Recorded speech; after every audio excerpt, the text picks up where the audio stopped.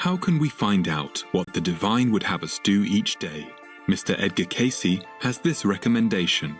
Casey recommended every morning getting up and after your meditation to get there quiet and just become very centered and to say aloud or quietly to yourself 3 times, Lord, what would you have me do today?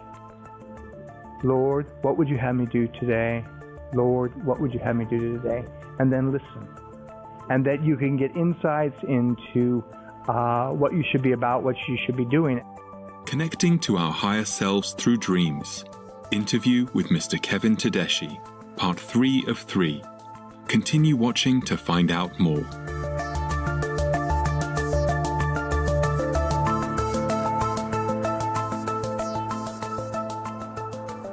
Greetings, honourable viewers. In our concluding episode of Connecting to Our Higher Selves Through Dreams, interview with Mr. Kevin Tedeschi, we're privileged to share Mr. Tedeschi's insights on dreams. Mr. Tedeschi is the Executive Director and CEO of Edgar Casey's Association for Research and Enlightenment, ARE, and the Atlantic University in Virginia, USA. The author of more than 25 books, he is also an international speaker and expert on dream interpretation.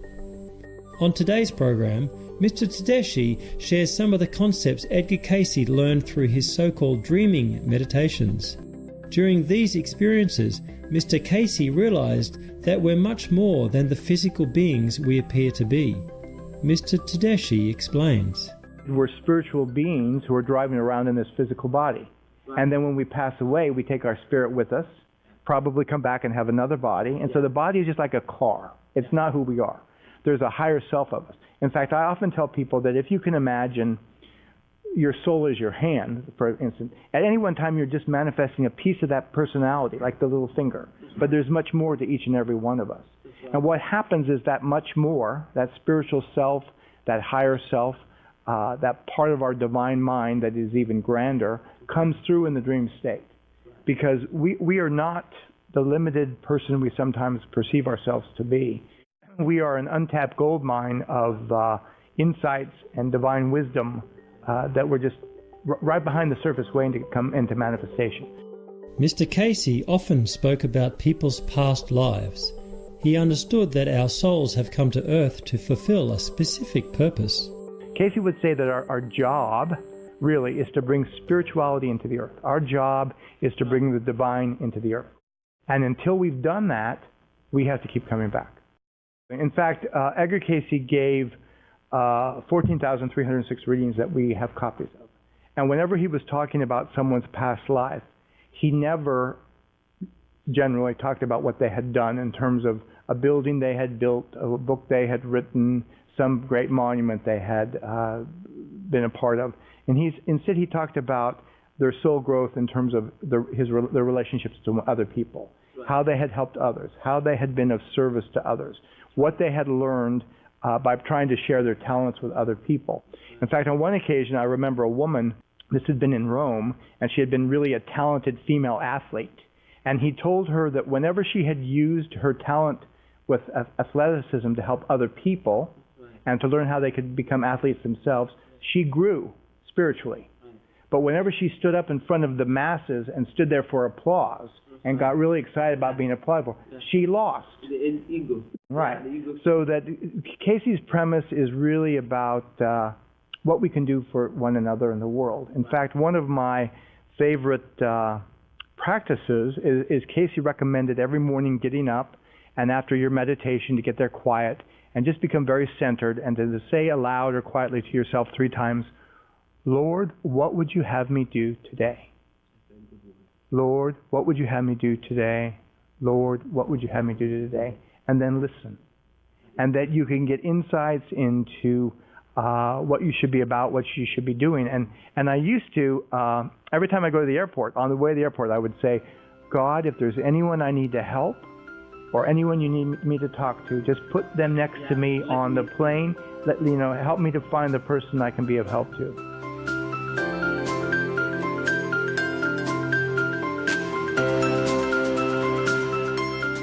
We'll take a moment now to thank the Divine for the opportunity to be of service to others. We'll be back after this message.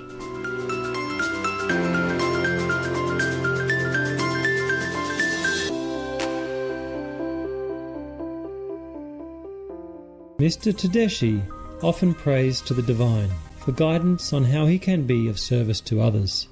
You know, lots of times during the year, I tell God, you know, if there's anyone who you want me to help, even financially, if someone comes up to me and says, I need money, it's not for me to judge what they're going to do with that money.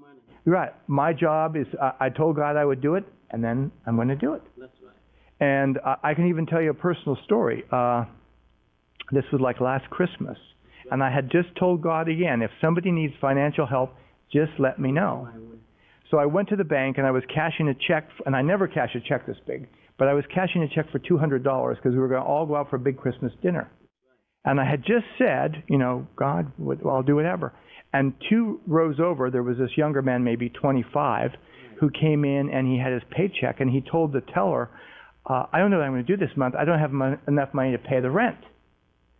And I wondered about, am I supposed to do something about this? And I didn't know if I was supposed to give him the whole money. So I asked again, I said, God, if you want me to do something about this, I need him to tell me that. And he cashed his paycheck, and he turned to me, he says, I don't know what I'm going to do this month because I don't have enough money to pay the rent. So I walked him out of the parking lot, and I gave him all the money I had just got, and I said, I think this is for you. I often tell the staff here, we are employees for God. And not just people here at ARE. Everywhere. People, wherever you are, your job is to somehow be a source of cooperation for the divine. Casey would say, how does the divine interact with the third dimension? Through us. Through us.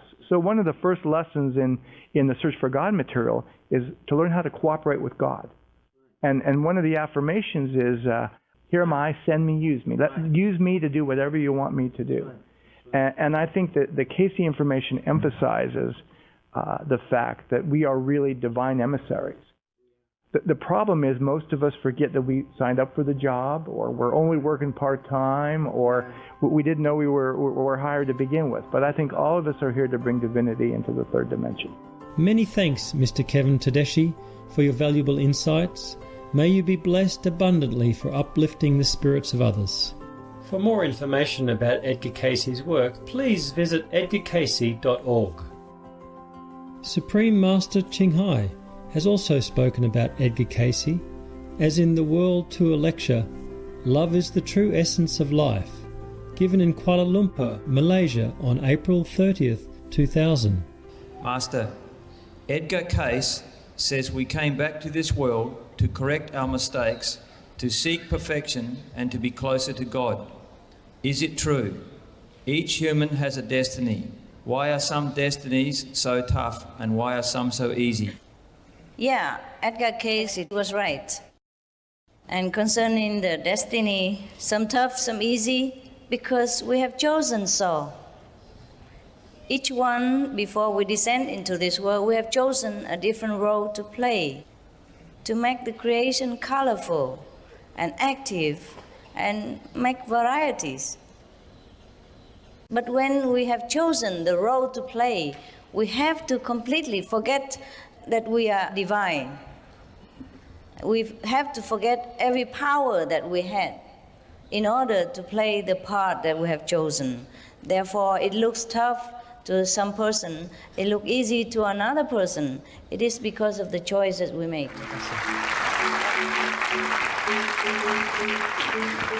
Much loved viewers, thank you for your company today during the concluding episode of Connecting to Our Higher Selves Through Dreams, interview with Mr. Kevin Tedeschi.